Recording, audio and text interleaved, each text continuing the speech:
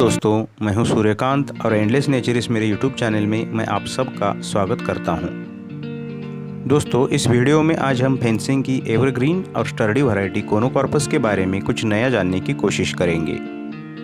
मुझे उम्मीद है कि यह जानकारी आपको अच्छी लगेगी। दोस्तों, उत्तर और दक्षिण अमेरिका के मूल निवासी यह पेड़ नेचुरली उष्णकटिबंधीय क्षेत्रों में तटरेखाओं पर बढ़ते पाए गए हैं।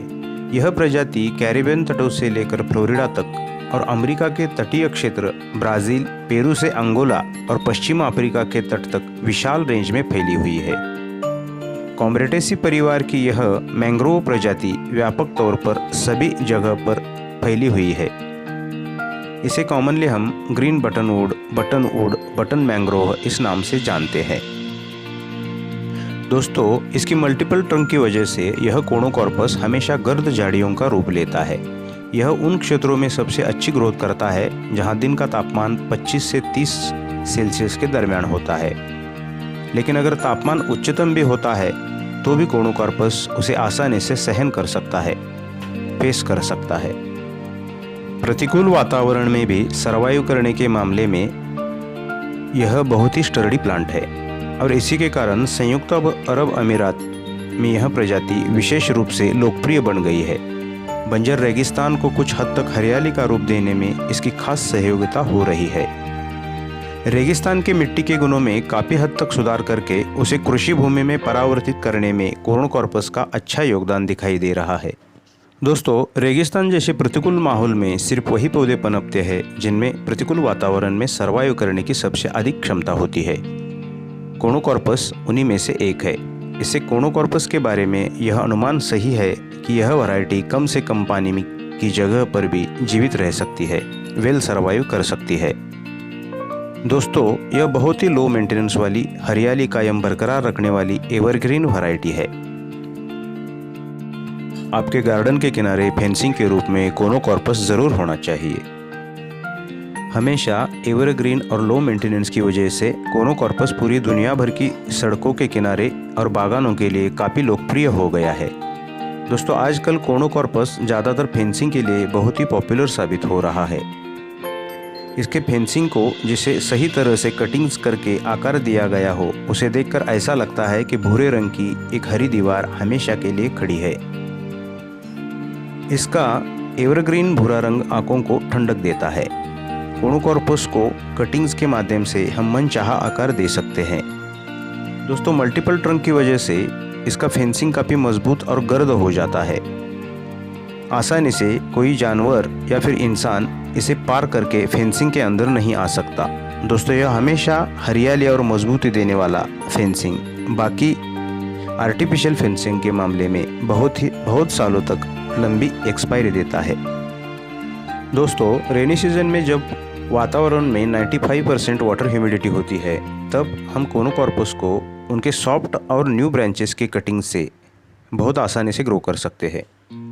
इस मौसम में ज़्यादातर रूट हार्मोन्स की ज़रूरत नहीं होती। रेनी सीजन के अलावा रूट्स जल्दी आने के लिए रूट हार्मोन्स की ज़रूरत होती है। दोस्तों, नर्सरी से पौधे लाते वक्त छोटे पौधे ही सिलेक्ट करें, क्योंकि छोटे पौधों की नीचे से ही उनके ट्रंक्स की भरपूर डेवलपमेंट होती है।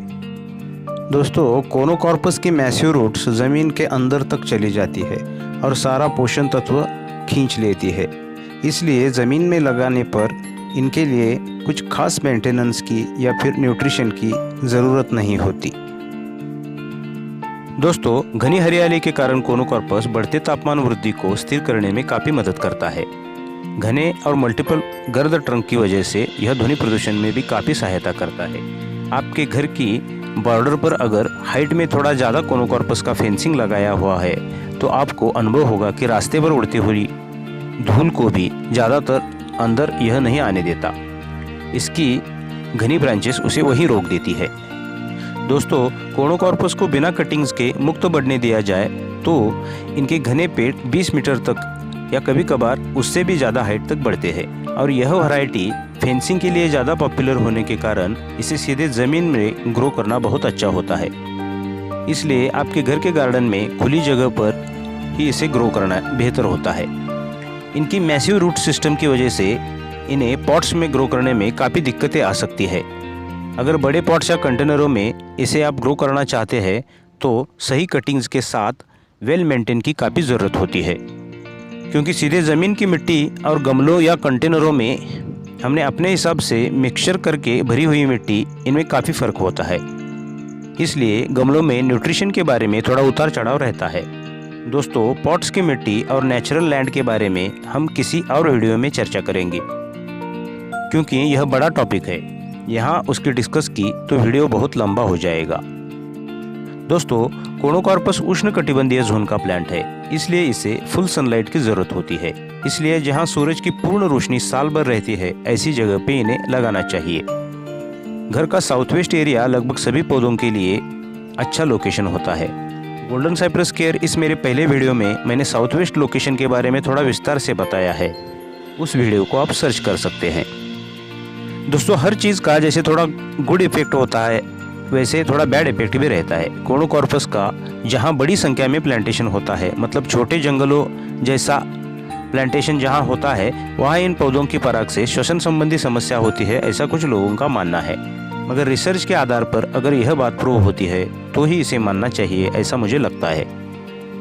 साथ में मुख्य अंडरग्राउंड पाइपलाइन के नज़दीक कोनोकॉर्पस को नहीं लगाना चाहिए, क्योंकि इनकी मजबूत जड़ें ज़मीन के अंदर तक फैलती है और ज़्यादा पानी खींचती है। इसलिए अगर पाइपलाइन हल्की क्वालिटी की हो या थोड़ी ख़राब स्थिति में आ गई हो तो इसकी जड़ें उसे नुकसान पहुंचा सकती है।